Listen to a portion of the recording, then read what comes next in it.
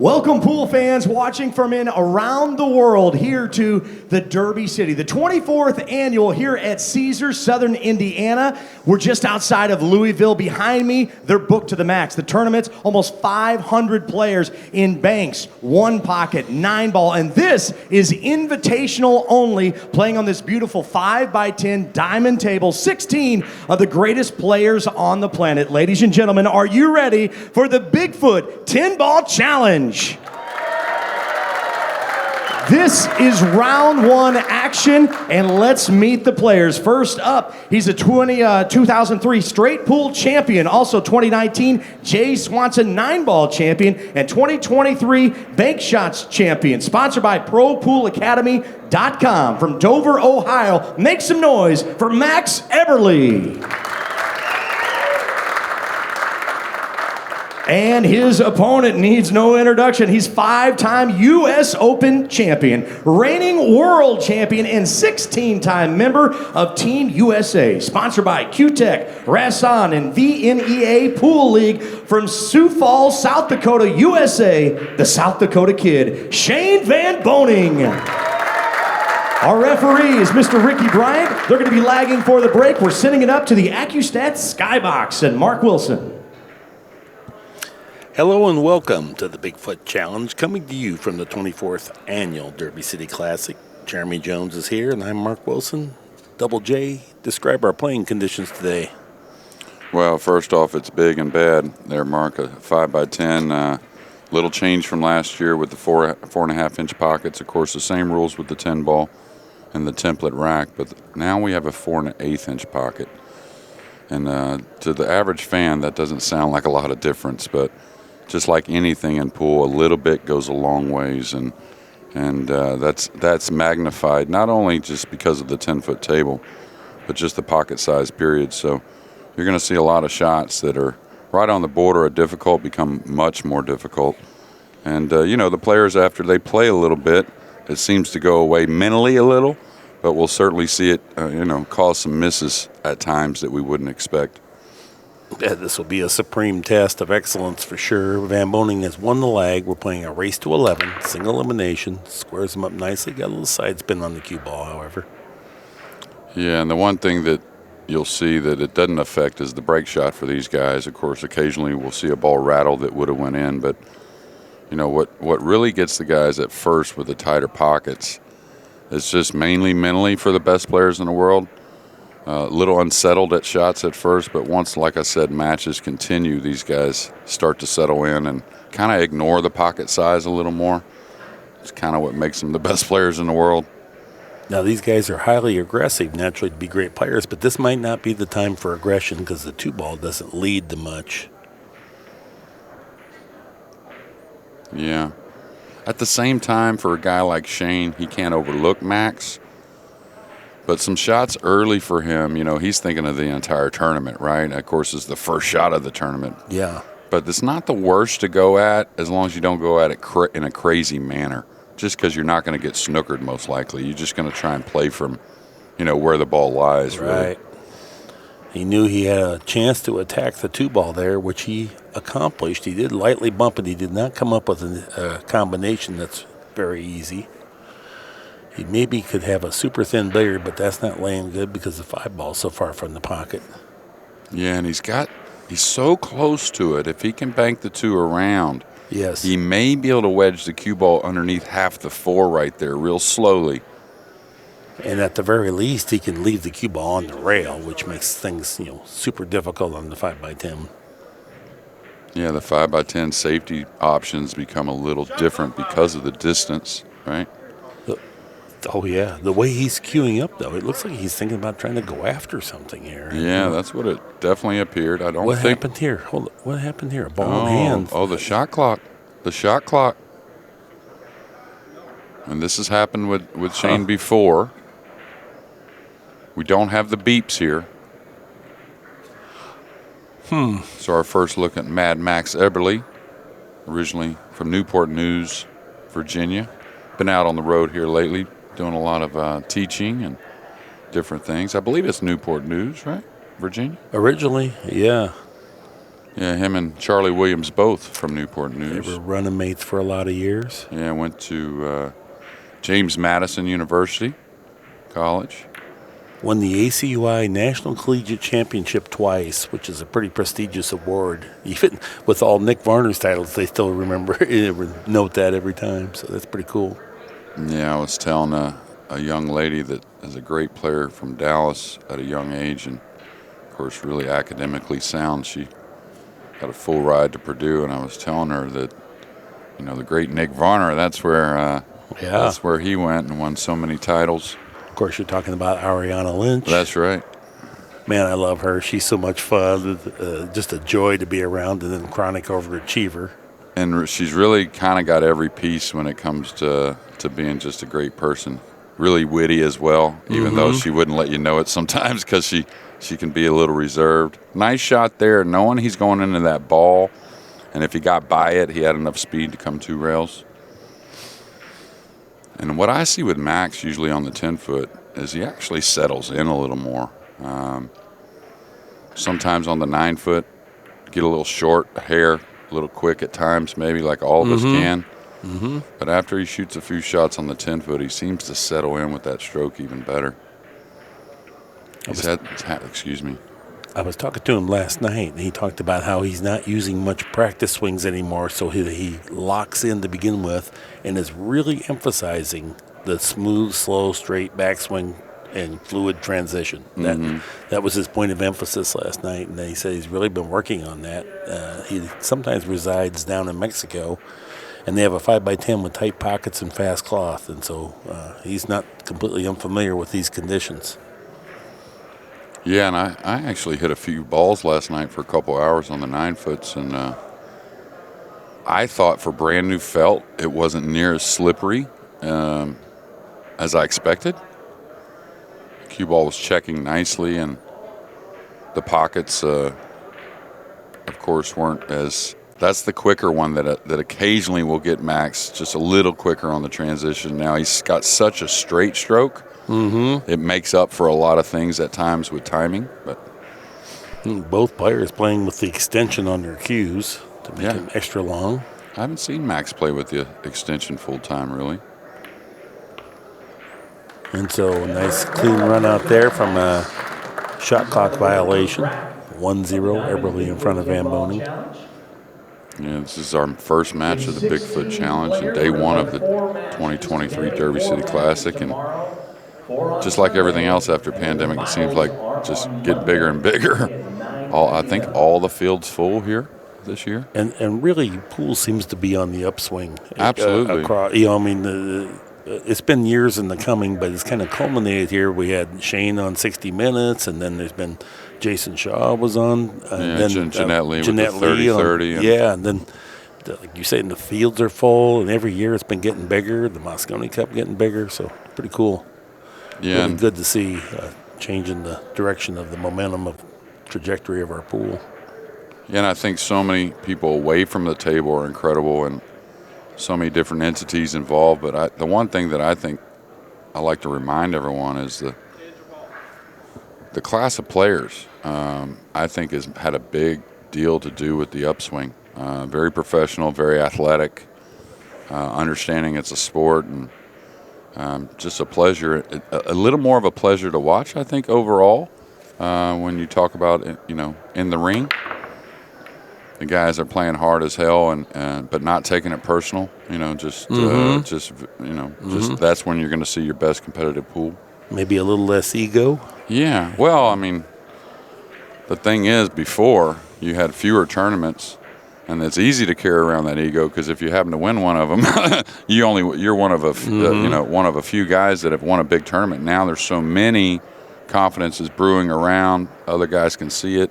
Yeah. A lot more respect, I think, between the players. Yeah, that's a good point.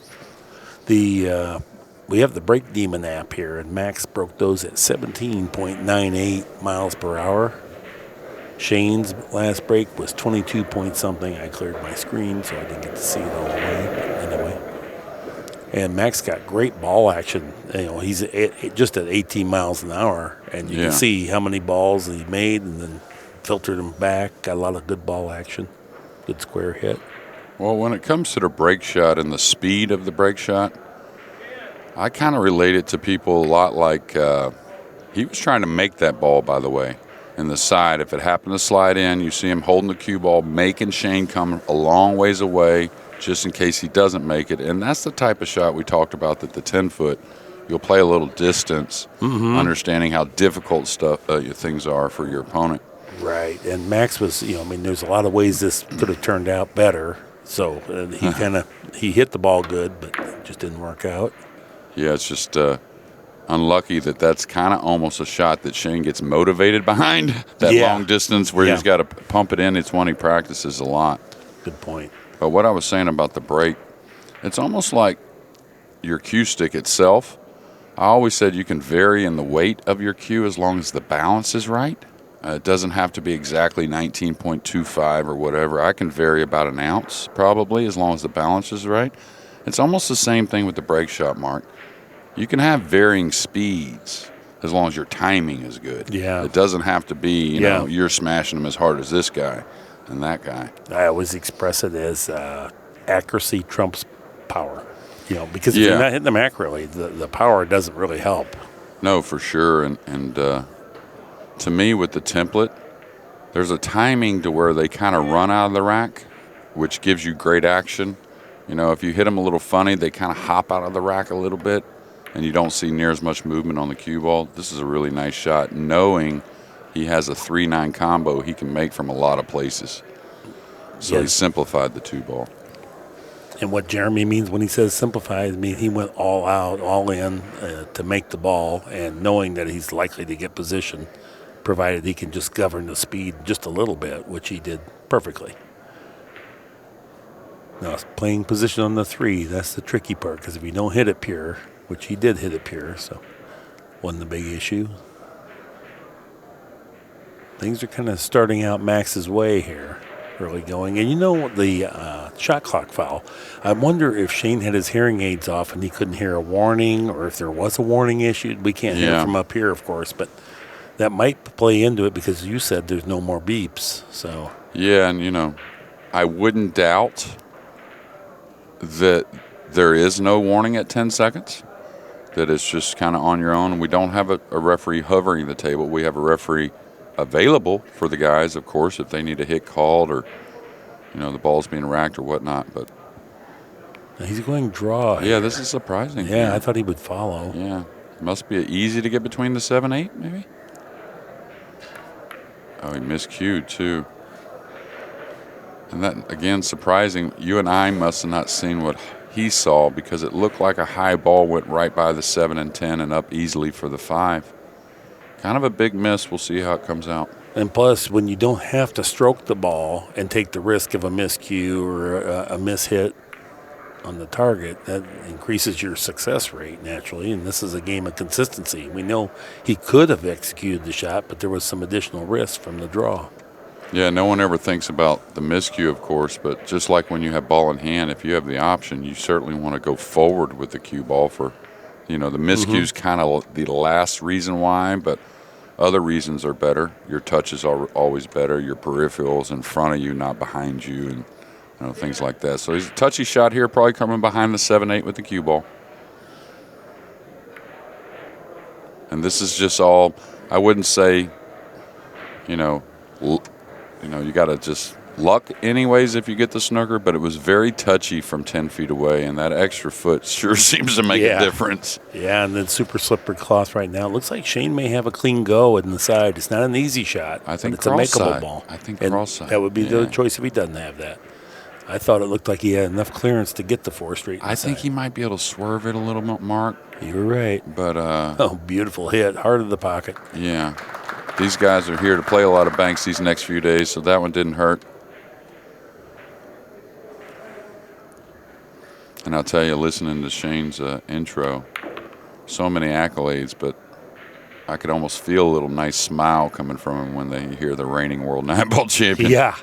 Yeah, he went a lot of years with that being the one thing that maybe had escaped him, and naturally it's super tough to get. Yeah, and that reigning is only up for a little while longer. unless he can repeat right after this event, the World 9-Ball Championship starts in Poland. A lot of these guys will be going direct from Louisville to Warsaw.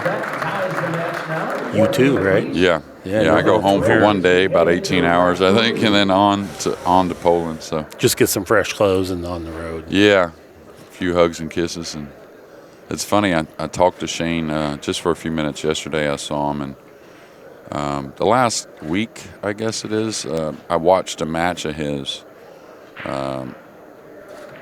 against Kachi in the Euro Tour when he beat Kachi in the final. And I watched it once, and then I watched it again just to make sure. When I passed it on to Shane, I said, go watch that match. I said, that's probably the best backswing throughout the entire match I've ever seen you have for a match. Now, you can't fault Shane, whatever he does, right? Absolutely. So, but I mean, that was like premium. And he said he was going to go watch it, so. He is what I would consider to be a true professional. Misfortune? Did he make something? Well, look at the 7. That's a prime example of the 4 1/8 versus the 4 1/4. That ball was spinning like in a helpful manner and still hung up. I'm sorry, you were going to say about I'm just Shane. saying that, he's the consummate professional. Fitness and work ethic and discipline and respect for the sport, and just, I don't know. He does so many things so well. He's such a great example. And anyone says that they try to emulate him, I'm all about it. Yeah, and he's probably, set up the guys to almost surpass him when it comes to training. In a sense, Filler does so much. Of course, all those great players are playing so much. Of course, Federer's regimen every day, pretty much. Exercise. Yeah, not pretty much. Yeah. Every day. You can just leave it there for Federer. The boring stuff first, and then on to more. And I wouldn't doubt if he's cueing okay here, he may take on this bank cross side, just a little nib draw to take on the 2. The thing about this shot, I don't think he can get real close to the 2. He'll just have to draw back maybe to the head spot. That would be a decent place. But sometimes if you're cueing a little funny, these kind of shots on the fence, you're on the fence with, you'll stay away from. Especially he can come back behind the 6, having the 5 there. Those are like 2 balls that are really Good helping shot. him. Yeah. Good shot. Lethal. Oh, what a hit. Yeah, Cue ball checked up onto the cushion. Because Shane was aware of the 7's hanging, so he knows there's a lot of plays at that. But this still figured to be the best percentage. He's going to have to bend this ball behind the 9 a little bit, maybe. I don't know if he can level out and get enough bounce off that cushion with the slick felt. It's going to be close. What determines the outcome of a professional pool match is the volume of unforced errors, and so Shane's trying to minimize that by not taking a risky bank that didn't lead to great position. You see him elevating, trying to get a little bend. Yeah, that was always going to be tough. And this is the thing. When you're on the slick felt, if you need some, just imagine you need more. Like right there, you really need to go a little higher with the cue stick to try and stab it just a touch more. So it was a great effort, and if the cloth had been more broken, he would have got enough bend, but it's so slippery, it wasn't grabbing, so just what Jeremy said, he had to elevate to get a little more draw. Yeah, and I'll tell you, with the 3 so easy, I don't know. I guess you got to wait on the 4-7 instead of playing the 1-7. Get in position on that 2 in the side rail, pretty important. Yeah, they just drift up north of it. This is surprising. The 2 went by the 9, though, with the 3 over the side. That was surprising he played it. He was trying to run into that ball, Mark. Huh. He had a lot of pace on that, unless he was trying to go into the 9 maybe. Right. No, if he doesn't hit the point there, he's way down table. If it doesn't hit 9 heavy. I still like the cut shot, it looks like to me. You're so close to it. I know it's extreme, but... What do you think about the 2-7? Is that a possibility? I don't know if the 4 is partly impeding this. All right, watch out. He's going cross-side. Yeah, it's going to be a hot cue ball. ball. What a shot. What a great shot that was. SVB. Yeah, now the 8's a huge ball with the angle he's on. Coming 2 rails towards the side a little bit. And this is where, does he want to float this mark and take the long combo, or does he want to try and come by the 8, kind of where he's at now in the vicinity, you know? I don't think he wants to go by the 8. I think he wants to take the long combo for sure because it's easier to get on. You know, otherwise you got to run the risk of maybe miss. You know, how you hit that side pocket determines the cue ball speed. And if you get way below the 4, it really plays tough. Well, this is a funny shot because this is where the 4 could follow in behind the 7. So do you play the cue ball around above and just maybe lose the 4 a little bit just in case you don't make them both? Oh, he hit it dead hard. Pure. So that's going to hang. But he had to come around for position on the 5. It was necessary. All right, this is where you want to use the hit on the 4 to really move the cue ball, unless you're going to come around. But imagine the cue ball coming in the same speed as it comes out. That's kind of what you want to feel on that shot. He just caught the 4 a hair thick, or else he would have got another foot of cue ball. And that 6 it may go, but it's also slightly impeded if you get up above it. Yeah, I think he's got to kind of drag this cue ball. Not a shot that really agrees with Shane's technique so much. See, he kind of pinched it instead of dragging it. But he's going to be okay. Now, this is the part he doesn't really want to apply the inside English, but he has to because of the 10 and the 9. 2 rails to the center. Big shot here. Oh, see, he ignored the inside English. That's surprising, right? Well, the ball pocketing in the 4/8 inch pocket early in the match. He just wanted to make sure he got on this. I know, but here's a 4 1/8 inch pocket shot, too. No, I get it. He's got to come with it here.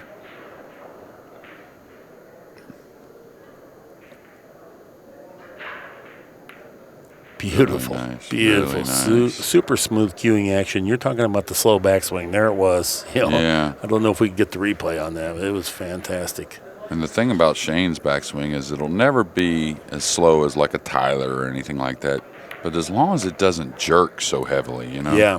That's when his transition is really the best. And everyone, really. So Yeah, that's exactly the point. A great point there. Everybody gets quick when we're uncertain, but you can see he stayed really fluid on that long 8. yeah, really nice. Shane Van Boening won this tournament in 2014, 2015. And the year he won it in 2015, he got here early. Naturally, this is the first event of the Derby. He bribed the security guard to let him in here to hit balls on the 5x10 because he didn't get much time in there. And he went on to win that tournament. So that's a guy that's pretty professional and serious about it, right? Yeah, I was drinking coffee earlier, and I was trying to remember how many times he had won it. I was questioning. I didn't think it was 3, but I was questioning 1 or 2. Of course, he has, I guess, probably more banners than anyone in the room. It's close between him and Alex, I believe. Efren has quite a few as well. Dennis has several. Yeah, Arcolo won this the first year of it. The Bigfoot started in 2013. Then Shane won it the next 2 years. Shaw won it in 2016, 2017. Then Roberto Gomez. Then my man J.L. Chang came in there in 2019. Shaw and Fiddler the last 2 years. You tall guys stick together. Okay, Eberle, almost dead center of the table. Maybe we see him just a little bit off center. Yeah, I've seen Max. One of his, break spots he uses a lot playing 10 ball.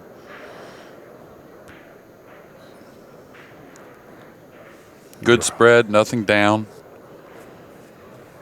Big stretch here on the 1 ball. Shane, a tall man, though, get at this pretty easily.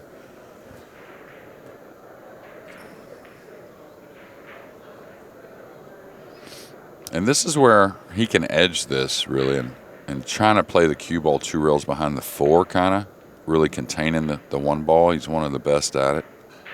I wouldn't try to hit the 1 very, very far over at all. Yeah, like that. When you're close to it is whenever you won't play as standard, let me get this route for a lot of security. You really rely on your accuracy a lot better, especially Shane being one of the best at thinning the ball, in my opinion, anyways.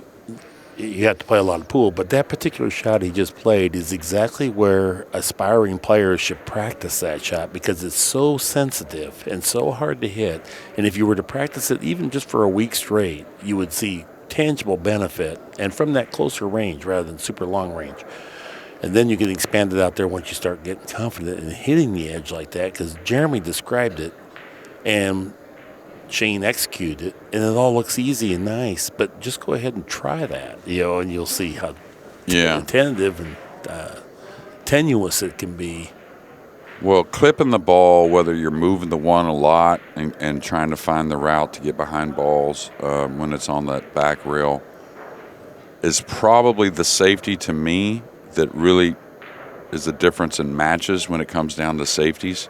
All the other safeties the players are so good at, but that's the one that seems to come up in crucial times that you really, really have to be great at. Because a lot of times you're just coming down behind one ball, and we're not on a 10-footer, we're on a 9-footer. So if you miss your safety, the penalty is greater, and what a combination there. Right, and then now he's rewarded from that great safety play, Right. and then he makes a great combination. The 8 ball was right near the corner pocket, which it certainly enabled some extra confidence with it. A very pure hit, and we're seeing Van Boening ease out to a 3-1 lead after trailing 1-0. Yeah, and that shot, when you get back on the back rail, you're trying to find cover. You're trying to get the one up in space just in case you don't get the snooker. You leave him a tough shot. Yeah. So you overlook sometimes that you're close to the ball. Well, when you're close to it, heck with moving the one out in space. Just clip it because the accuracy has such a premium. Now Shane trying to figure out the speed.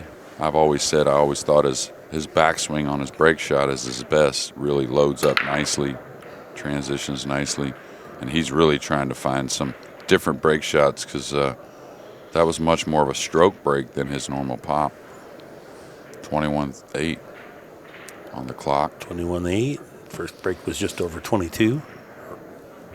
So 3 in a row for Shane after losing that opening game, and I know it's early, but how big is that miscue on the 4 look so far from Max in game number 2?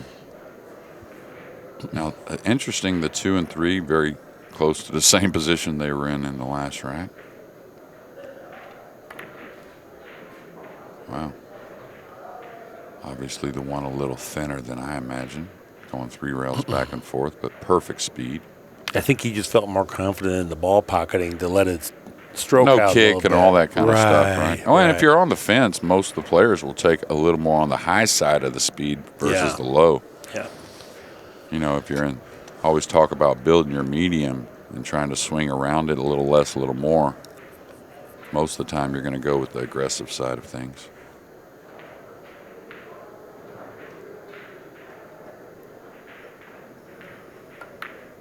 Oh, that's a big miss. Did he hit there. the point there? Yeah. What happened there? Something happened. Yeah, he cut that ball quite a bit. And he had to draw the ball, and like I said, really that miscue earlier, I wonder if that played in his mind a little bit. Shane's got to find a 2-rail path here, a 1-rail path maybe behind the 3 ball. Now, I would roll this one. If I'm going 1 rail behind the 3, I think the 7-10 gives you a lot of opportunity to get safe. He paced it. Couldn't have worked out better. Yeah. Couldn't have worked out any better, no matter what. Rewarded for a great hit. Jerry Bryson says it pays to hit him. Absolutely. And you notice how he rolled the ball. Even though it had a little pace, he didn't fire it, trying to just get fortunate. With all the congestion there, you got a lot of good things that can happen. And now the 8's a huge ball in the way for Max. He's going to have to look at something different here. This is ugly. It's not going to be an easy hit at all. No, the 3's got him cut off the 2-rail escape between the 4-9. That's actually a doable kick shot if the 3 wasn't there. The 2 becomes a bigger target if you elevate like this rather than try to roll an arc into the 2. You want to flatten it out coming off the trail, and it improves this couple percent to make the hit. Wow, he bent it too much. Wow. Got by the 2, ball in hand. Van Boening rewarded for a nice kick. Yeah, and that's the thing, When you understand kicking and hitting the ball after a player's mistake, that is so huge. I mean, don't try to get too crazy with the kick shot, knowing your player just made a mistake. We're on a 10-footer, even if he sold out a shot, Max has still got to make a nice clearance. And even though it's early, all of a sudden, to me, feels like the pressure has changed exclusively onto Max in this match. You got a little straight here, Mark. Maybe a hair of an angle, but it's the difference on the 10-foot. It'll start to take the draw before you get by the 6-8, Right. so you can't really stun draws easily. Right. Shane has the power, but man, you'd have to this has to be max power if you're going to try to do that, which I don't think that's going to be the shot that he chooses, although he's winding up as if that is it. So. I don't know if he has much choice. Yeah, beauty. And you see how he allowed it to release? Yeah. That's the difference on the new felt, too, on the stun, which like Filler does really well, that light stun, to where the cue ball still releases nicely. Now he can come up for the 6 on the side. The 7's very cuttable. Just a little speed control here. Just enough, maybe. He's a little straight. A little straight here. Yeah. And the problem is for the righty, if he had to roll forward from the other side, not so big a deal. But he's going to have an awful stretch on the 10-footer if he's a righty, having to go forward and cut the 7. He's looking at drawing back to his tip and then coming back across. Maybe play the billiard on the 7 or the 7-10. You know, as long as he's not trying to come underneath the 7 some crazy way, I think it's hard to have a problem drawing the ball, but you may not come away with the offensive shot you want. Yeah, this is a very small position zone, remarkably, if you want to get the billiard on the 10, because you're going kind of partly into the 8 here from this shot, or barely by the 8, which can get you in there too deep. He hit it nice. He got on it Thin perfect. hit on the 7. This is the type of shot you don't want to baby when you hit it thin. You want to get through it a little bit. Yeah, like that. Don't hit it real soft, you know. And when you play a lot of pool, you have the feeling of those collisions like that. Absolutely, yeah. You know, throttle in. Shane recognized that would be his best chance to capture the game from where the position was. Yeah, what he did there is simplified the error on the position a little bit on the 6. So. And Shane definitely out to a nice position. Now replay on that kiss. 4-1. This shot made it 4-1. Here's our shot. Just top spin, make the hit. Use the pocket width, soft speed, expand that margin of error. Yeah, and put a little on it. You notice how the 10 has a little more pace on the slick table. It will kind of slide a little bit more for you, making the pocket just a little bigger. Now he's going to, I didn't think he would change his break spot, really, but.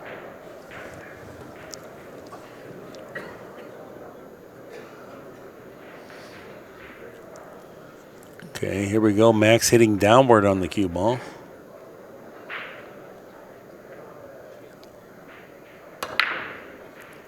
Uh-oh. Big try. Oh, nice kiss to save the cue ball. He's going to pocket. Oh, he did pocket the ball on the side. He's got the one over the corner. 18-2 on our break speed. Pretty consistent with that speed.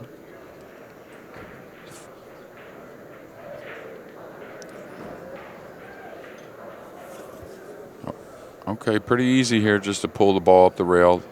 1, 2, 3, and 4. Now, after that is when he's really got to start commanding the cue ball, going up and down the table several shots. Got into that a little bit thin. Yeah, was he worried about the movement a little bit? Apparently, or maybe he hit the point that he wasn't anticipating, but it certainly came across the table more than he was anticipating. Yeah. Well, the draw stroke twice, right? So maybe he was a little worried about pulling it up the rail with a little thicker hit. Yeah. Now, it looks like to me he's got to draw into the 10. That just holds him on the 3 perfectly. And then he doesn't have to deal with the 5 on the end rail. If he can slip by the 10, he might not even be able to get by the 10. Yeah, I don't tell think from here. The monitor at the table tells me he can't get by the 10. Ooh. Wow, he really put a nice stroke. That ball grabbed a lot. Probably more than he thought, I think. Little elevated. All ball fouls we're playing.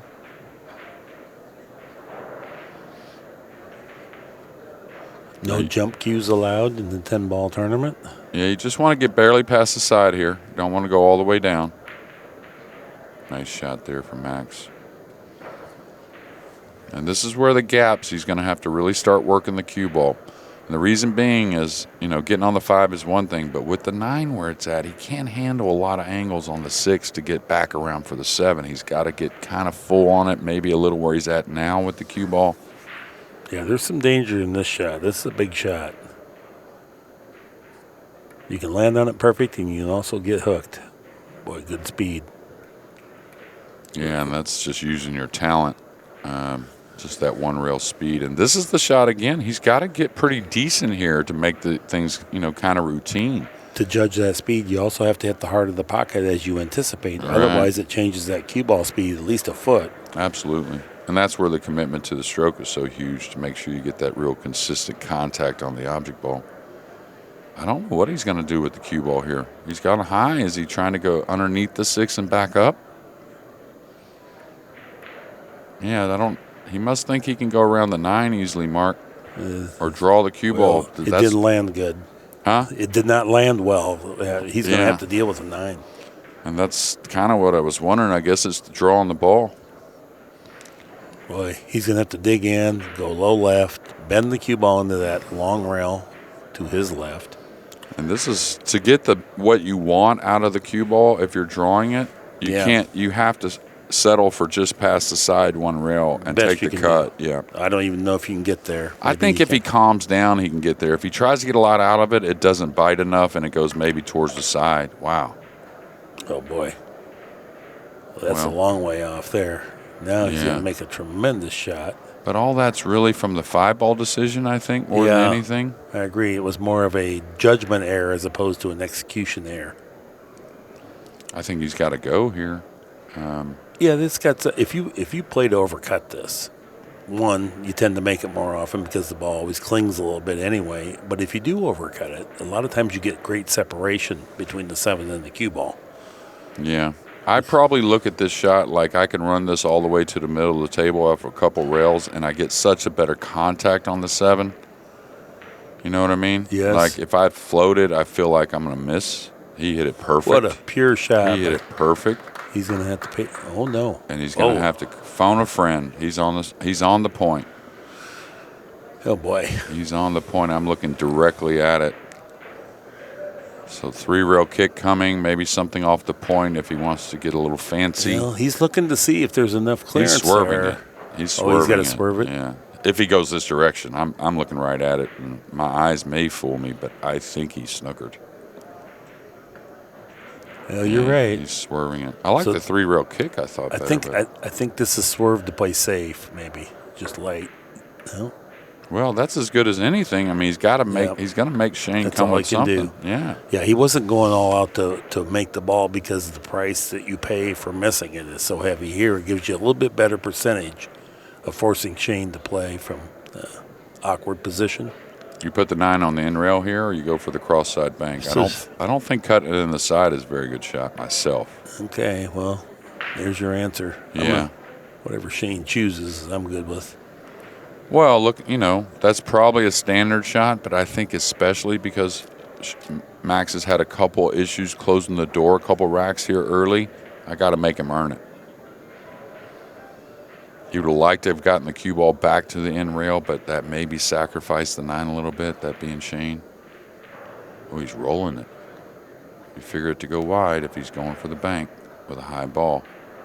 And this is one that you'll get a little jumpy on. He stayed pretty smooth for that delivery. It's just how the felt wants to react.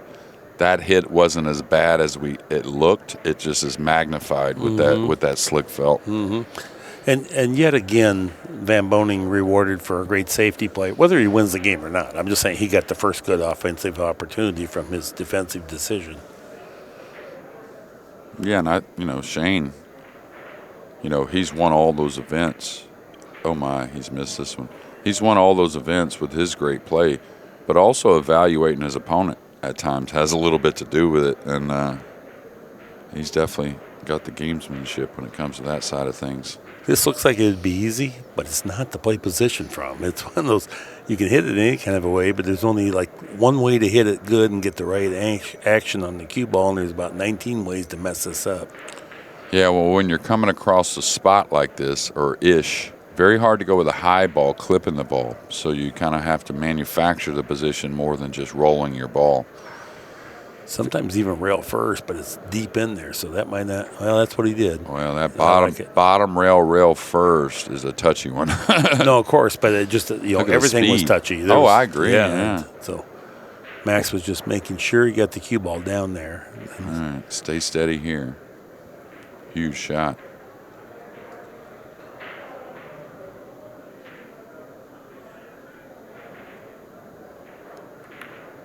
Good shot, Max. 4-2. Big difference from 5-1. 4-2. Shane's disappointed he let that game escape after his good safety play. Yeah, a little chink in the armor there. Not one you're going to see very often. And probably already, despite the fact that we have new cloth, we're seeing the 4 1/8 inch pocket come into play a couple times here so far. And as the week wears on and the cloth gets broke in, we're going to see more of those balls hanging up and more balls where the cue ball gets hooked behind the ear of the pocket. Absolutely. And maybe even some confidence issues stem from this too, because absolutely, sometimes when you're down there on the 5x10 and those pockets start to even feel a hint small, it looks like you're looking down the flight deck of an aircraft carrier. No, really. I mean, it can definitely break a person down. Well, watch the break shot. Itself, some of the balls hanging, and right. It's kind of like the Moscone Cup this year with the 4-inch pocket. The only difference is maybe these guys get even less time to practice and whatnot on this 5x10. There's only one of them. Right. So they're going to have to come in confident and keep their confidence. Now he's going to have to take on a 2-ball cross side here. And again, the 2 and 3 in a very similar position. I'm wondering if the referee's racking them in a certain order. No, it's random. Well, it should be random. 2 and the 3. Yeah. Now, that was 21.7 on our mile-per-hour brake demon radar technology here. That was the one I was talking about. Just a little better timing, I think, with the hit there. So this one here, he's got to pinch it. If he fires it on the new felt, I think he's just kind of... I kind of think he should choose defense here, just because you're selling out the rack if you miss this pinching it. Yeah, and the thing about pinching it is you have to stun forward a little bit, so the 3 could get a little tricky. Okay. You better hope that catches the 10. That was fortunate there. I think the 2 was going to come and maybe leave a little opening. Scheduling-wise for these guys, I like, if I was them to play the first match. They won't play again tomorrow, whoever wins. They get to, kind of concentrate on the banks and whatnot. Yeah. Get a little more practice in. I think this is a good schedule for both these players. Yeah, I agree.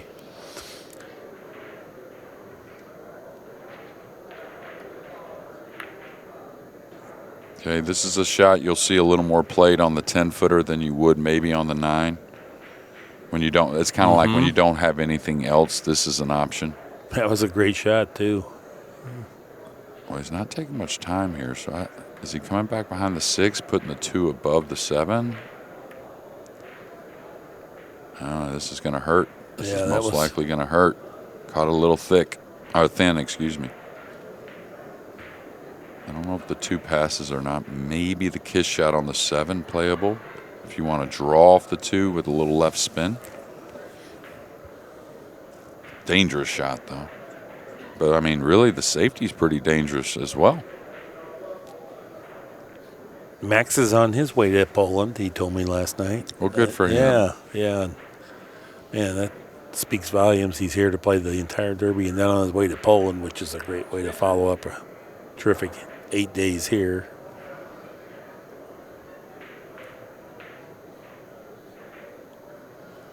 This is where if the 2 doesn't go, Mark, excuse me, I like going after the 7, to be honest with you. I kind of am familiar with the shot, but the safety here is treacherous.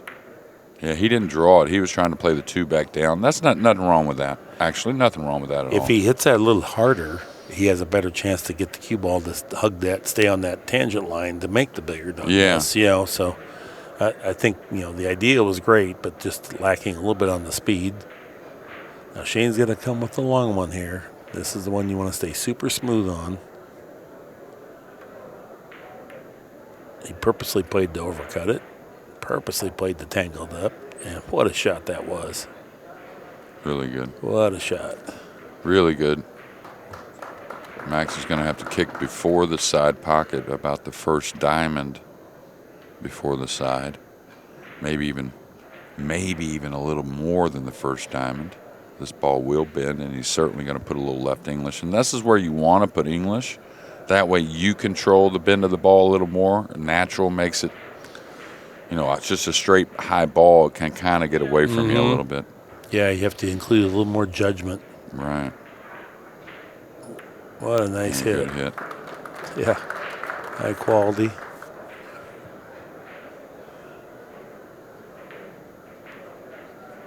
Okay, he can go at this combo pretty comfortably if he wants. Hard for the 2 to get away. You might make them both. But the way it laid, coming across the spot-ish, that kind of angle, very hard for the cue ball or the object ball to get away from you.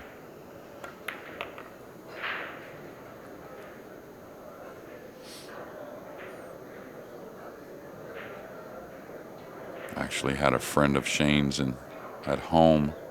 Came in, really good guy, Rick Lasco from New Jersey. Came into my house for some instruction, and he FaceTimed Shane the other day from my house, and of course Shane was on the lake trying to catch him a big one. Just snow everywhere, and he looked like he was loving life. Yeah. That day it was 50 degrees, which is amazing up there in South Dakota. And this is where he's fine here, but say he gets straight, right? Rolling down and taking the 9 and the side on this 10-footer because you couldn't afford straight, you can't get position, so you got to take a little angle on the 9. Yeah. Those are very missable balls on the 10-footer. It's amazing how much more missable it becomes than the 9-foot table. Yeah, looks like he's stunning it. No, rolling it. Well, he had the angle to get off the rail there, so he was good. And that's one thing. Don't worry about getting as much off the rail as you can. Just make sure you get off the rail.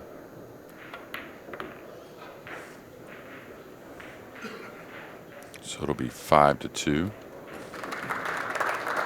now Van Boening takes that and extends his lead now to 3 games. I want to thank a couple of our sponsors, Simonis Cloth, Shane's Airman Pool opponents Balls, certainly Rake respect Demon, him. and of course, Diamond. Women love him. Max Eberle will Fish have the fear break him. as we head into rack 7.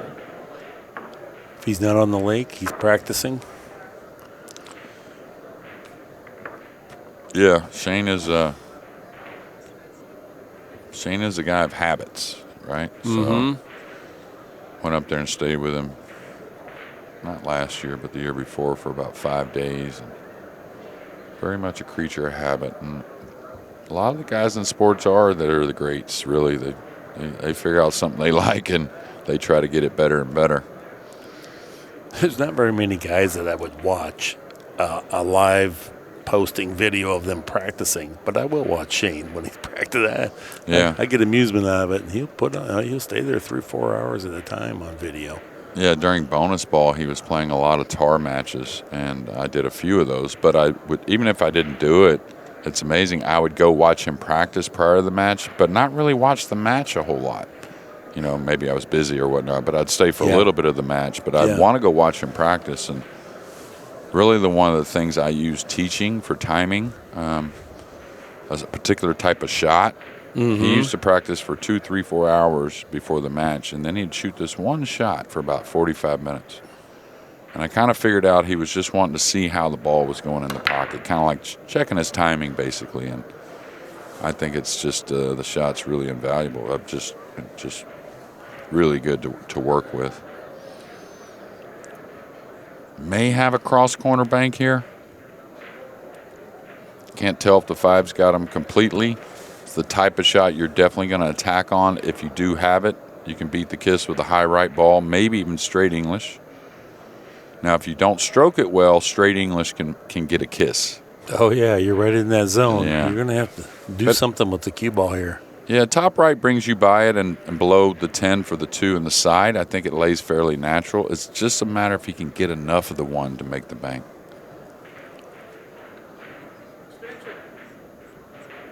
Well, 18.1 on our last break. Yeah, I think he's got to go here, Mark.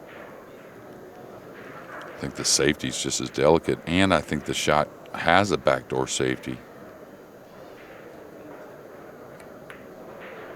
I think he even double kissed it, didn't he? No, he just played the it? cut. Yeah, okay. He tried to play the safety more than anything. And just remember from those angles, those shallow angles on those banks, especially the new felt, if the strokes are fairly aggressive, it's hard to hang the ball. It either wants to go or you miss the pocket enough for the one to get away. So now if the ball's up, it's different, right? But right. All right. Medium speed. Bring the cue ball back around. Yeah, beautiful. Two in the side. Beautiful hit. Or the corner. Wants to stay off the rail. Yeah, got that little funny. Yeah, this is where a straight draw is so effective. If you understand it, when you're close to it, the ball will really grab nicely to draw to the end rail and up. It's kind of a shot you need to kind of shoot a little bit. Is he going into the 10? What's he doing here? Oh, he could beat that corner pocket. So. Well, he's going for the cross corner bank for sure. And hard to argue they're simplifying the two, knowing he's probably taken on the bank, and he can make a decision from here. If he gets to where he doesn't like the bank so much, maybe the cue ball's an inch lower or whatever, he can play a nice safety. And he's already won a couple games from the safety play. He's not worried about the bank, even though it's missable, but he's thinking about the position play. And because when you start to manipulate the cue ball in this bank, the bank doesn't go in as freely. Yeah, that's why, really, if you really want to improve a lot of things about pool, practice bank pool. It's a game that, to me, I got lucky. A guy used to come in every Sunday when I worked at the game room, 17 years old or 18 years old. Oh, a big miss there. And you played a lot of bank pool on Sunday. Well, the thing was, he told me, and he was right. He's like, it's easy to figure out where the cue ball is going when you're cutting the ball in. You can almost take your neighbor who doesn't play pool, and they can kind of give you the realm of where the cue ball is going to go on a cut shot or a full shot, right?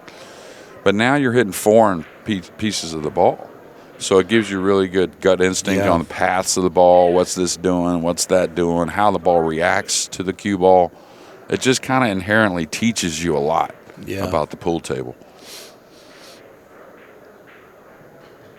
And guess what? There's really rarely ever any great bank players that don't have good strokes. So it does help that as well. To parallel what you're saying, Nick Varner swears when he's a little out of stroke, he prefers to warm up with bank pool because the margin of error is so diminished. When you shoot balls straight in the pocket, there's a little leeway. But when you hit a bank off, now it includes side spin on the cue ball unintentionally, which now the bank doesn't go in. And he says if he plays bank pool for a while, he really gets dialed in on hitting the cue ball precise. So it's an interesting point that I'd never considered. Yeah, well, I always say that if you want to see who tells the truth the most on the pool table, it's the rails. So when the ball goes into the rail, it will tell you what kind of stroke you put on the ball. And that's kick shot as well, by the way, not just banks. True. And now that's a sign of nerves a little bit because he went into the 6. Pretty heavy. Yeah, and overhit it quite a bit. All those kind of shots, you want to think of the object ball going a foot away. And this is the one that a lot of times we back it up with a quick transition on the back. He did pretty good with that. Yeah, one of his best transitions, actually. Yep. And one thing about Max that he simplifies on those types of shots, even when nerves are high, is he learns to just put a hint of side spin. I mean, just a subtle hint of it. That way he's got a little room for error with the swerve of the cue ball. And already in this match, there's been twice where he did not include the side spin just to make sure he got it down. Right. Yeah.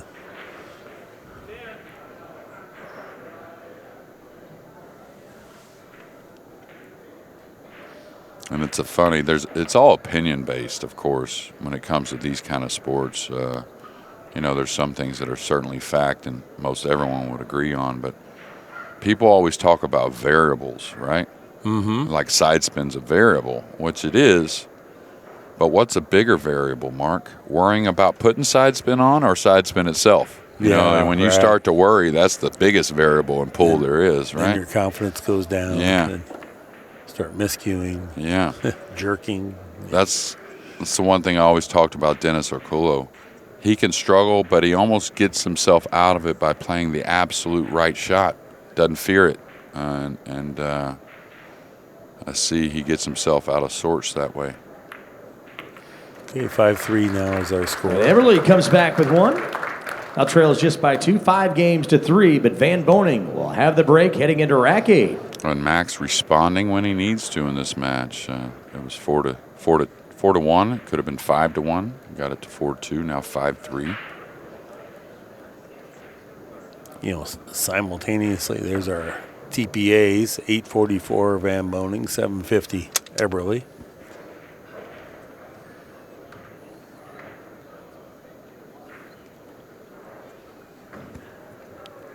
Simultaneous to the Bigfoot tournament, the bank pool's underway. And most interesting, they had to cut the players off, and I think there's 475 people in bank pool. There's nowhere else in the world you can get 475 people to play. I think there's 500 in the 9-ball. Well, maybe there's 500, but Yeah, it was enormous. I think they're record fields. I think they filled all 3, whatever their capacity. That number was. I think it's been filled. And in a great setting. I mean, we're almost outgrown this venue. There's roughly 59-foot tables here, but we need a bigger facility now. That 3 is laid over the side almost every rack. It's been kind of amazing, and I'll tell you, to get back to that 3-game lead, this is the layout that SVB wanted. It also gives you tremendous momentum if you break and run out here. Surprised he went forward there. And now this got real. Yeah. Not super hard, but certainly more difficult than we anticipated that he would have. Is he just rolling this? Yeah, he can't do a ton. Okay. Yeah, a little hint of an angle. Yeah, I think he's going to have to stop his ball and take a little shot on the 6 in the upper corner, maybe a thin cut on the side. I don't see him moving the rock a whole lot here. I don't know if can he get to the left of the 6 for the opposite side. Yeah, that's the shot I thought he had to take. Welcome to Derby City. It is now 2 o'clock. If you have a 2 p.m. match and you do not have an opponent, please come let us know. All 2 o'clock matches should be started.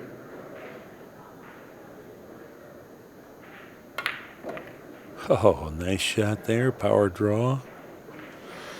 Nice 2-cushion position. Now it's so straight, I think he's going to try to draw back and get into the side pocket with a 9 as opposed to stay up table. Yeah, I think you're right. It's just going to settle on the rail too often. Well, and he looked at the corner because that's the way you want to play it, minimal movement. You know, and it's a little less worry, I think, overall. But this is what he was a little worried about, just the speed of the draw stroke early in the tournament on the new felt. Overrunning the position was better than underrunning it, because if you underrun it and back cut it, then you got to deal with the 10 ball and the cue ball. He's slightly overcut that 9 ball. Well, anytime Shane stays down even extra longer on the shot, he's a hair worried about it, to be honest with you. All right, first break and run out of the set here. And a break and run from Shane Van Boening there, extending his lead 6-3. back to 3 games, 6 games to 3. Heading into rack 9, Max Eberle will be breaking.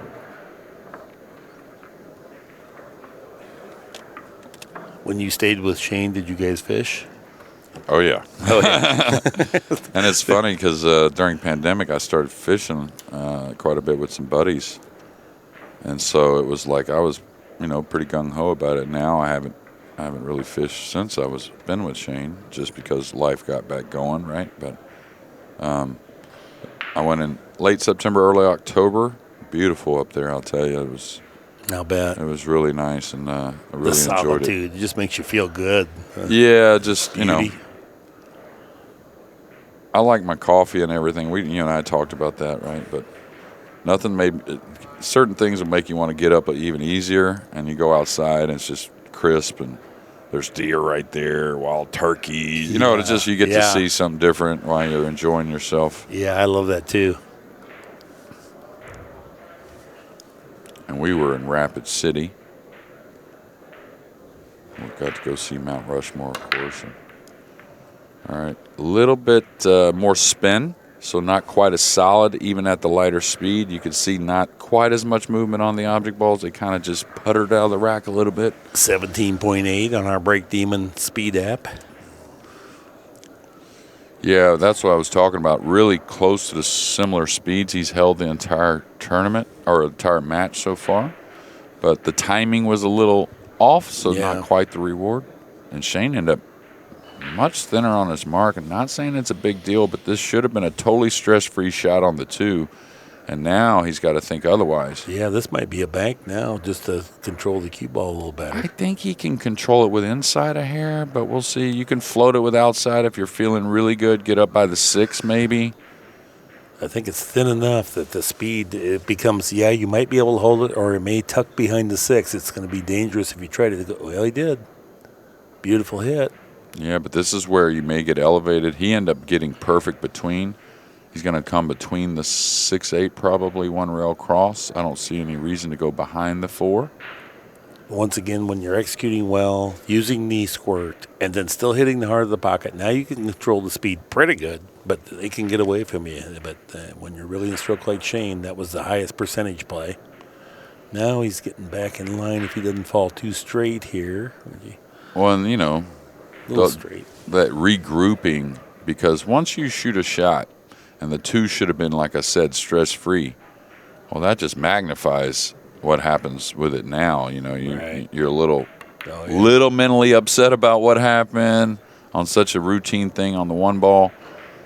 But that's what the greats do. They kind of, all right, I'm done with it. Let me leave it behind and get on with the next shot. But all 3 of the next balls have all been a little bit tougher than we would have anticipated, and sometimes that can take a toll. Yeah. Oh, boy. Sometimes you feel like you're an inch out of line the entire week. That's what it seems like anyways. Yes. Nick told me that one week. He's like, Jeremy, you're playing great. He says, but you've been a couple inches out of line every shot, it seems like. Well, finally, after this ball, now Shane will be completely back in line if he executes this shot and gets the 2 cushions in the center. Well, engaged Shane, that is a working Shane, is a very scary combination.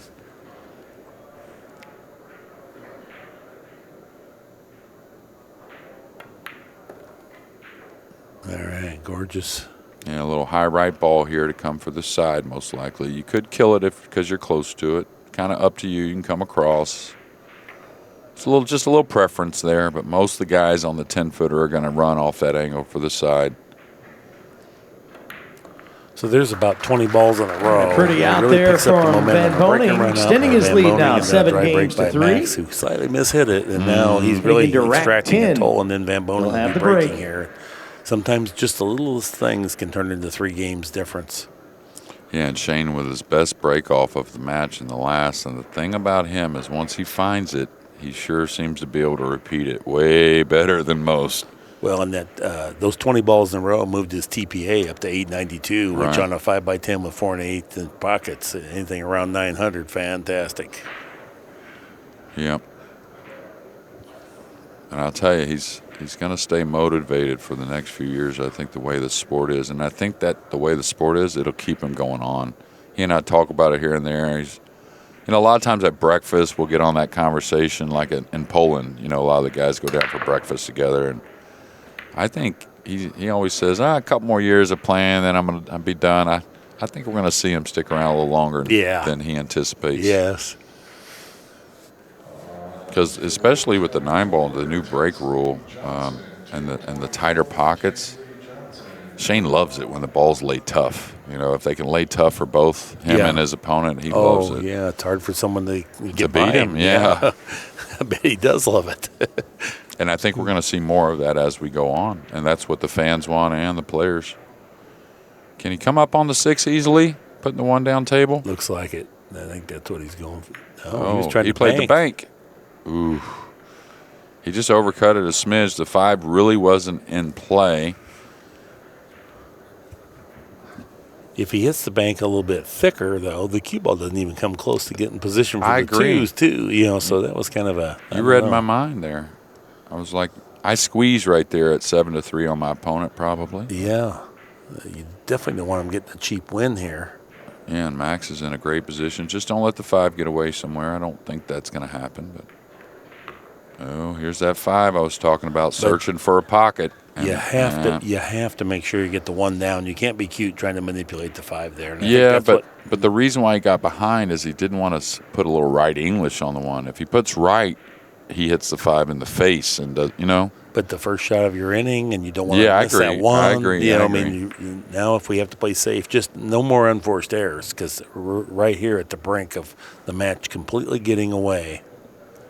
That's why it's a little surprising seeing Shane shoot the 1. I mean, if he gets that safety, and he's won some games from the safeties, he gets that 8-3 lead. Whew. Oh, yeah. Alternate break, pretty hard for Mosconi himself to come back. Oh, this is going to, okay, checked a little better than I thought. I thought it was going to dive to the end rail. Now he's got to make a decision. I like the 5-8 combo myself. He's close enough to the 4 to just straight draw and pinch without touching the rail. Come down by the headstring. And this is a shot you got to learn, that straight draw. You can really hold the ball a lot. You get a lot of feel. Yeah, a little light, but not too bad. At least he's on the natural side of things. And he fractionally overcut the ball, so to be a little light means he shortened up that backswing. Well, he's just got to execute now. He's got to roll it, but this is the type of shot you can put a little more speed than you expect sometimes, and a great shot there from Max. Really good job. All right, he can kill his ball easily for the 6 on the side. Now, we haven't seen Max use a ton of side spin in this match, so maybe he stays away from that and comes above the 6. But, yeah, he's hitting high on the cue ball, so that tells me he's not killing it. Means he's running it. Watch out, 10.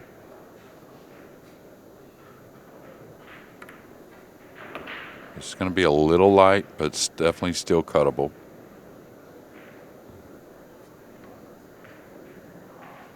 Now, this is the type of shot, don't think you got to lay on the bottom rail. You can come 2 rails up above the 7 easily, and you get a little better clean hit on the 6. If you try to stay below the 7, sometimes you'll get a bit of a kick on this shot. I like coming above it myself. And then going soft speeds, too. Sometimes you get a little extra clean nature. So thin hit, soft speed, adds up to a little bit of a kick at times.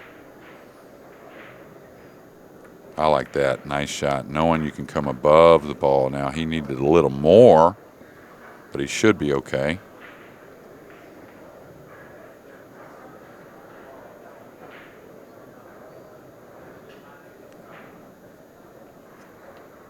Cue ball's going to have a little speed on it. So this will be a 3-rail position. Yeah, I think he goes past the side here, Mark. Yes. Okay. Yeah, because it's pretty thin. Yeah. I don't think you'd And have to open it up with side spin, and then now your speed's got to be perfect. Where if you go 3 rails top spin or even a hint of inside. Yeah, these you can play actually a hint of outside too if you're willing to cut it thinner, using the deflection a little bit. Gets in there. That's I mean like an 1/8 of a tip maybe, or just something very, very light. Like there, he put a little bit more than I thought he would. Yeah, that got awful close to the side pocket. There's no way you can control that for sure. You just took a gamble, but he figured that he was going to come out better position-wise in general. And I think that him being at the table, he thought he could hit it thicker than we actually thought he could. So clearly. 7-4. Yeah, he's nice out there. He's coming with the big games, too, the ones he has to have. 7 games to 4. Trails by 3 now. Now he just needs a little better break shot. Seeing that TPA rising to 796, lowered just a bit for Van Boening at 881.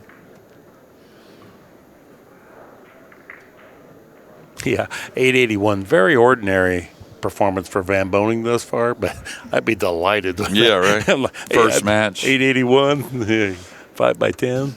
Yeah, especially because, the break shot, right? The break hasn't been terrible or anything for Shane, but he hasn't got a ton of looks off the break, only 1 break and run. So 881, very respectable. Most everybody knows this is my favorite event of the Derby. Getting to see this. Such classic pool. No jump cues. It's It's not call shot 10 ball, which I approve of. The 10 does not count on the break either. It just respots and you continue. I think that's fine. Rack your own. Yeah, it Yeah. was. I love the no call shot, though. I think it's a much better game. Now you notice a little more level, not having the tip down quite as much. Really took a little speed off, maybe 10 ball movement as well. So when we see the 10 move, a lot of times, you and I talked about it a ton. Doesn't seem to like the other balls go to their places as much. 17-8. So right on that number again, actually. And that speed's not producing much result. Okay. Well, I don't know. Is he kicking behind this, it looks like? I didn't think he could get at it. Oh, he's edging it. Wow, what a shot. Boy, you're not kidding. What Him shot. and Earl, to me, are the greatest ever at that shot. That was a funny angle, and that 4 ball is huge trying to bring that 2 cushions, because how thick or thin determines whether you land heavy into the 4, get by the 4. I mean, there was a lot going on with that shot. Now, he's really got Max in jeopardy here because that 210 is laying so good. Max has a look at the 1. I'm not sure if he can actually see the 1 itself. I thought he could. Maybe he can kick him behind. I don't know what he's got going on here. I guess you're right. I guess he can cut see it it. thin The and 5, just- 6, 7 is where you go with the cue ball. Just take your chances. You could use the 3, I guess. Oh, you get to see a lot more of it than we thought. Yeah, that was a lot going on in that shot right there. Right? A lot of movement maybe for where he was. Now, he's used that type of shot already a few times to play kind of a soft safety. But with the 1 down, it's going to cost him an early win, it looks like. Yeah, it looks like Big Hoss can go forward here and get on the 210. Yep.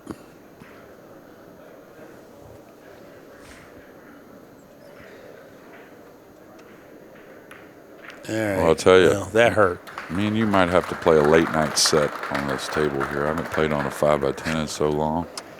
Mark and I are rooming together, so Yes. for a little coffee duties in the morning, we'll play a set later on.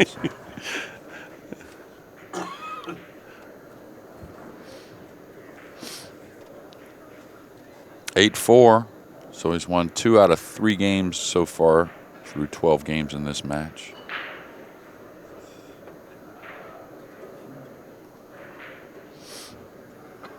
Break and run here. Ooh, put a lot of heat on Mad Max. Well, I mean, he started the match with a lot of heat, right? Yeah, I mean, for playing sure. SVB and first match of the tournament. And 5x10, even though Max does practice on, you don't get that much time on him. 7 ball looks good. 4 8 rails. ball, 8 ball went in. He's going to be Ball covered got up. Covered up. 3 in the 6, a real problem down the way. Yeah, and that's actually a good thing for Shane in this position because he's going to roll out by the 5. And it may not be that hard to get a good safety here for Max. Now, this is where if you're in any doubt, you play off the top side of the 1 and come back 2 rails behind the 410. You'd love to bury him behind the 2, but you got to know it's happening if you're going to go that route. Mm-hmm. The 2's a good ball here to cut the 1 onto. And when you're frozen like this, it's very hard to predict getting behind the 2 with the cue ball, so that's why he would opt to go this route. Yeah, he may leave a kiss shot on the 2 ball here that Shane might play because it lays so natural, Mark. I wouldn't doubt he goes at this. The 1. He can't hit it easy, though. He's going to try and play the 1 with a little more speed, I think, up and down the table. Oh, he could play a little lighter. He went for it. Yeah, but you see how he overcut it? Yeah. You needed to play it harder. That way you get a little more bounce off the 1 to get to the correct spot on the 2. So, or draw it, so. All right, Max, just a little angle on the 2 ball leads you towards the 3, so how are we going to get there? Does he have enough angle to pull this around the 410 in between the 4-6 and come, a couple rails? I think he does. He can cheat the pocket on the 1.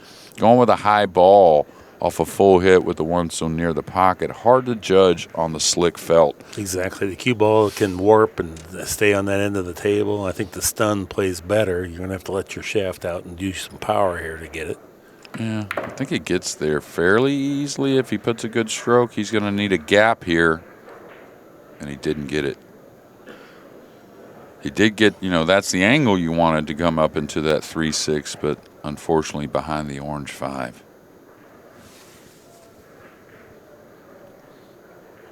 But I don't know. Your opinion, Mark, my opinion, that quick stroke doesn't let that ball release as much. Gets a little bit, little friction maybe or something. I don't know. It certainly didn't enhance accuracy, and he could have hit the pocket a little bit thinner. Exactly. So. Well, the quick stroke, that's what I mean, creates that extra deflection, right? Well, makes you hit it gets thicker, the loss right? Of accuracy more than the deflection. I don't think because the ball doesn't really know the stroke; it just knows the power. But in any event, whatever reason, he did not come out anywhere near where he was wanting to be. He should have been well on the other side of the 5. I saw Shane break, and Shane's a little forward anyways. But you and I think last time we were together, I asked you, why is it that we all just kind of inherently choke up on the cue stick a little bit on the break shot? I think it was you and I that talked about it last time, and neither one of us really knew why that happened or knows why that happens. See it with so many players, though. And Jerry Bryce says it adds power, so I will go with what he says because he's really virtually never been wrong to me.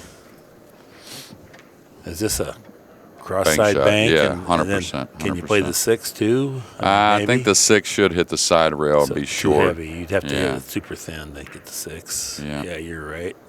Ooh. Oh, boy, I thought that was in it. Shane's head was covering the pocket, but it looked on the trajectory from where I was sitting like it was in all the way, and then must have hit the point a little bit short, perhaps. Well, they've tightened the sides as well, so.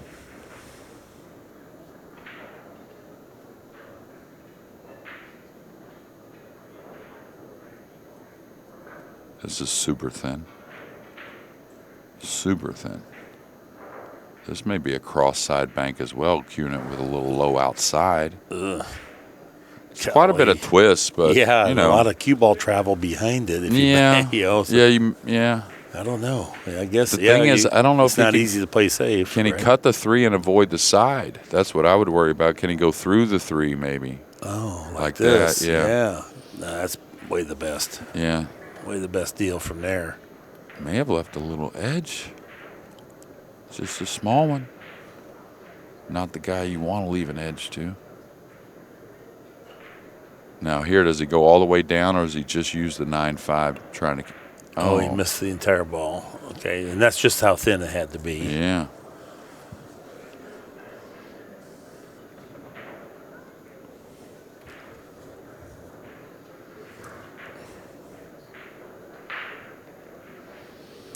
Okay, here's what we got coming up. We got Woodward versus Shaw next. Another tremendous match. Then Roberto Gomez, who's won this tournament in the past, versus Alex Pagulayan tonight at 7. And then the culminating with Fedor Gorst and Jeffrey DeLuna. Yeah, our next one is a recent rematch of the Turning Stone final. It was a Hill thriller that Shaw ended up taking down. I'll tell you, Max has still got an incredibly tough out. Surprised he drew that. I thought he might follow that ball with ball in hand into the side, because getting on the 4 is crucial to get on the 5 to be able to swing the rock 3 rails on the 6. Because I think here he almost has to play the side pocket for the 5. A real delicate position play either way that you go. You've got to get good position on this 5 to transition to the 6. How'd he do?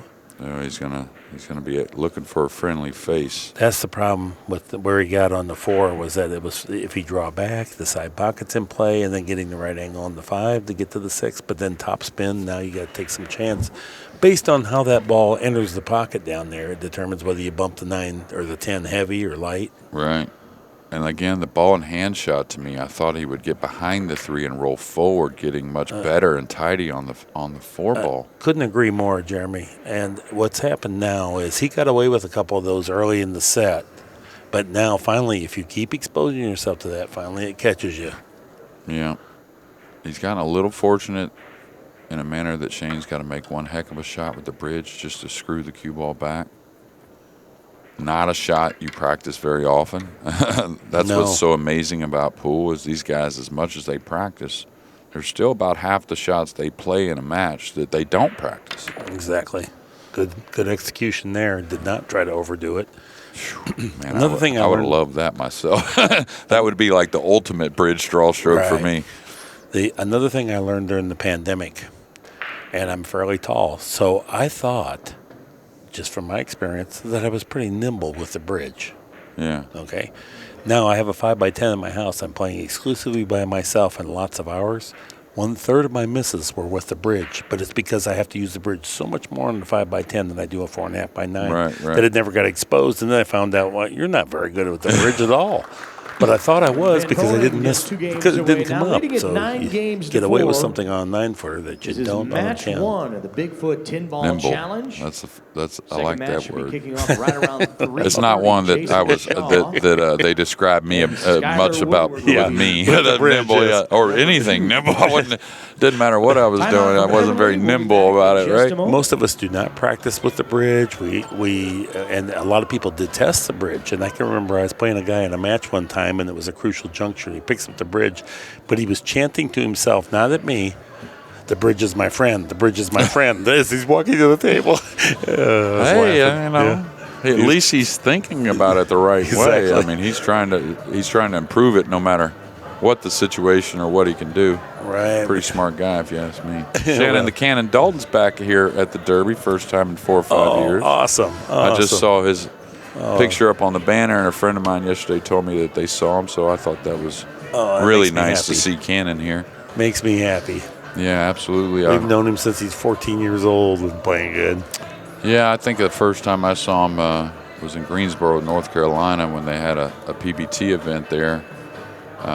When Mizrak, I don't know if you remember, Mizrak came back for like a month or two. He won one in Greensboro, and then the next week he lost to Rimpey in the final in Greenville, and then he lost to Rimpey in the finals in Greensboro.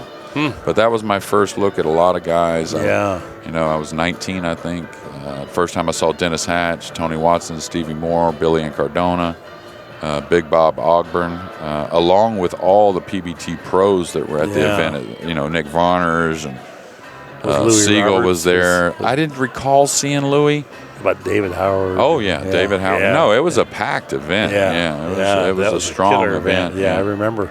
Yeah, they had one in Greenville, South Carolina, and then they had a week off, and then they went to Greensboro, North Carolina for another event. And Mizrak just kind of came back playing just for a short stint and kind of fell in stroke for a few tournaments and He's played wicked incredible. good. Yeah. He was. Nobody hit the balls harder accurately than Steve Mizrak, and nobody hit the balls softer and accurately than Steve Mizrak. He had the greatest spectrum. And so even though he was a sloppy guy in life, he was a very precise guy to watch play. And then Rimpey, he had the misfortune to play during Siegel and Buddy Hall's heyday. And so he got overlooked because he wasn't quite as flamboyant, but he was every bit their equal. Yeah. And had he played in a different era, we'd be saying, Rimpey this or Rimpey that. Yeah, the greatest Fantastic. stroke and bridge I ever saw. Still, I was talking about it to someone last night. Is Mizrak, for me, anyways. The most powerful, effortless bridge that looked like it was concrete. It never quivered, Yeah. and it was pretty looking too when he put it down. It was just like, oh man, so much Yeah. charisma. Yeah. Yeah, we lost something when we lost Steve, and it was great to get to be around him as much as I was. He was a character, too.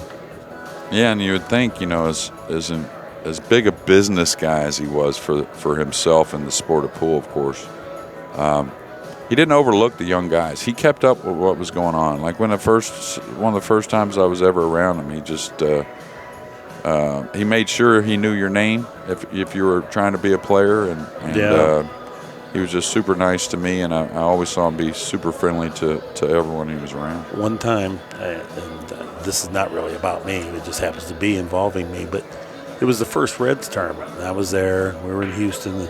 They had a big Calcutta, and naturally all the top players are there, and I'm playing pretty good. Miz bought me in the Calcutta, and it made me feel so good. Now, I was going to buy half anyway. And it ended up, it came down to me and him in the winner of the winner's bracket match. Oh, wow. And I think this is going to be my time. I'm going to snap this off. I'm playing good. And I've gone through Medina and a litany of good players. And just like I thought, I won the lag and broke and ran the first rack, going to 11, 1-0. And I almost never shot again Yeah. Almost never shot again. It was incredible. And then, Yeah. So, and then ended up Stevie Dombrowski beat me to get back to Miz, but Miz won it. But anyway, we shared $2,000 out of Calcutta. And it just felt like $1 million to me because Miz bought me. So, just what you're absolutely, saying. yeah. I didn't think he would even really know or care. Mark, you can do it. He was like totally in my corner. So. Well, that's what I say, I was latter years where he was really big in the business side of the game, and he still paid attention to everyone, I thought, as much as he could anyways. Passionate about pool. I always complete respect for Steve Mizurek. I could tell you a million stories about him. I was blessed and lucky to get to be around him as much as I was. Yeah. He went to college in my hometown, St. Ambrose College there. And then he went on to Alabama, correct? Went to Athens, Alabama his last 2 years. That's correct. Became a school teacher. Okay, we're back, everybody. Eberle breaking here. Needs just a little better timing, not necessarily. And the thing is, when you take speed off, that's when timing sometimes can be its toughest because it's a little more controlled, not quite as natural. He's had topspin every break here these last few, and I'll tell you what the app said it was. Let me get back to my thing. Well, there's all kinds of opinions on things, and the topspin usually comes from just like when you don't draw the ball as well as you want. The back elbow breaks down a little early. The tip comes up. 17-2. So, it's progressively gone down. He started in the 18s, and then now it's been a bunch of 17s, higher 17. That was 17-2 with that spin. Takes away the power. All right, he's going to need a little bump here on the 7 maybe. Yeah, hit the pocket a little rough. I'm not faulting him. I'm just saying that's why his speed control and position precision was not as impeccable as we're used to seeing, not quite as tidy. Well, besides it being a 10-footer, he's still got to love this position. This is a little more missable ball because the 10-footer, but I think he just goes into the 8 maybe or just rolls. We'll see. Yeah, he popped around it. Oh, he could go around it. He overcut it going around it. That's why, because he was creating an angle that wasn't there. So what you were saying going into the 8 was where it naturally wanted to go. He tried to manipulate it, tried to help it a little bit by cheating the pocket, and then missed the ball. Yeah, another cross corner maybe for Max. This is maybe one he can swerve a little more because he has a little more room from the 3. And now he's looking at the 2-rail kick behind the 2. I think he's got to go here one way or another. If he's got the bank, it's a pretty good one. Now, the problem is he has to go right into the 6 to hold position. If he goes down table trying to play a 2-way, doesn't really get position if he makes it. So maybe all or nothing here. A little high right.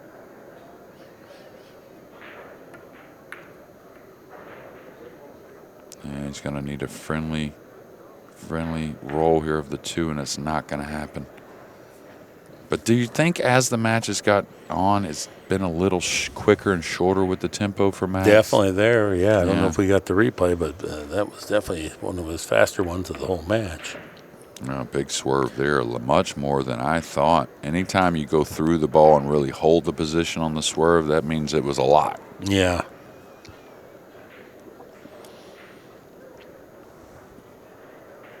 And it was interesting, too, because Max really didn't need to use that type of speed if you're just trying to make the bank. He might have been trying to do too much with that shot.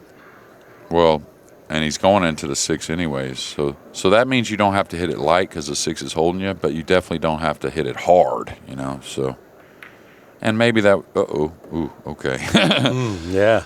And maybe that was just a result of the little quicker timing there. Yeah, well, then overcutting the bank naturally puts, Okay, this is where you draw up the table, spreading the angle out. You can handle because the 7 is okay. Oh, he came in tight, and tight is dangerous. I don't understand that. Normally you would spread draw up towards the side and get to the middle to take on the cut on the 6 with the 7 so available. Did he get clean of the 9? Or no, he snookered for sure. Well, it's not entirely snookered. It's borderline. Yeah, he may have a little piece of it, but nothing right. with much future. Yeah. Use that little. He's going to love this. Kick. What a nice kick shot this was. Look at the cue ball, though, how he just. Wicked good. Yeah, really. Well, I love that. Wicked good is right. A little rounders, I think it is, that they use that. Yeah. He's wicked smart.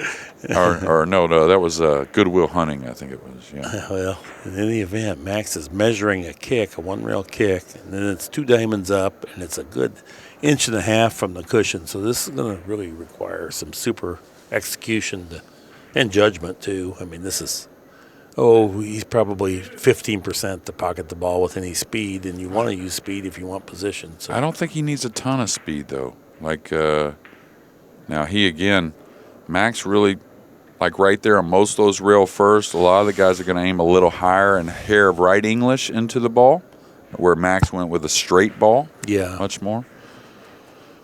I think Shane's just got enough to get at this 6. Maybe not. Maybe he's got to jump it. Yeah, he's got to jump it. Still a favorite to make it, in my opinion. Beautiful shot. My goodness. Wow. Impressive.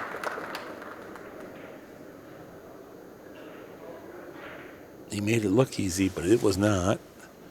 Now he has another tenuous shot here. He's got to back cut this ball, come 2 cushions around. Yeah, that match I was telling you about, he had many of these that he really excels at when he's playing his best. Like that shot, he just is so good at. Look at that shot. Beautiful. And that's not so much making a tough shot right there, but hitting it with confidence and just really pure with the cue ball. And there's nothing tentative. He's getting through the cue ball, not to it and steering or anything. He's coming right on through it. That's really beautiful. This would put him on the hill. Like most, when the backswing's good, that's when it becomes a lot more natural and easy to get through the ball. And Shane looks Van like Boening getting closer to the finish line. Definitely I more want to thank a few comfortable. more sponsors, 10-4 now is our Accu-Stats, score. also Billiards Digest, and Outsville. One time, They have their rack long ago, right when I over was, here to the coach edge of the Moscone arena. Tip team. Shane had his cue there, and Shane Van in Boening the will have past, the break. I He hadn't is been on the terribly hill, impressed leading with 10 games Q-Tech to cues, 4. but I grabbed his cue and hit some balls with it. I couldn't believe how good it plays. It was really way different than any Q-Tech I've ever used before. Well, they changed. They had a couple people come in and work for the company, and they have changed in the last 6 years. So to a very high-performance cue. I completely agree. Yeah, it was remarkable. I think it was 2018. I pulled him aside, and I said, man, tell me about that shaft. Tell me. And he said, Jeremy, he says, it's the best shaft I've ever played with, bar none. And I said, come on, man. I know you're. He's like, no, Jeremy. I said, okay.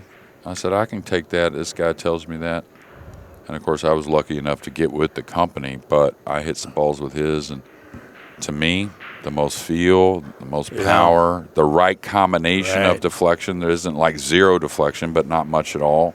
And I just love the performance of it. Well, the only time I'd ever used one before was during the Earl Strickland era. Yeah, that was different. It was, boy, it improved. I couldn't believe it. Yeah, and the other thing is, like so many great companies in the sport today, not standing still with their product, looking to make it even better as we go. Big Hoss here. Looking like he's in control completely now. He's really thumping the middle of the pocket. He's going to think about this one, though, because not quite enough to easily kill the cue ball. Doesn't want to have to play the 5 up long, even though it's not a terrible shot. So he's going to try and kill this to get the angle to swing the rock. Handled that nicely. Yeah. Really no hard positions. Just don't get too much of a missable ball on the 5. No reason to get super thin. Beautiful shot. And this is where the backswing's huge, to pull this ball past the side slowly if you want. You could stun draw and come between the 7-8, just a little preference. Oh, that's the swing you want. That's the backswing that I watched the other day in those videos. And you can always tell with Shane, because when he has the heavy pause is whenever the backswing is getting too quick. When he has the lighter pause is whenever he has his best backswing. Yeah, it's good timing. It comes right back. Yeah. It just really reflects the backswing. And he's not alone, by the way. That's a very similar policy with a lot of players. This would be his second break and run out of the match. And to end Close the out the match. set. That's always a great way to close out a match, too, was with a break and run out. Yeah. Hard fought for Max Eberle, just a tough opponent here to start our event. Yeah. And there it Champion is. always One playing more well. hand for Max Eberle as well, ladies and On behalf gentlemen, of for taking part in this ACCUSTATS, we want to tournament. thank each of you for joining us Shane today. Van That is our Boening time takes for it this down, time. 11 So to long 4. for just a while.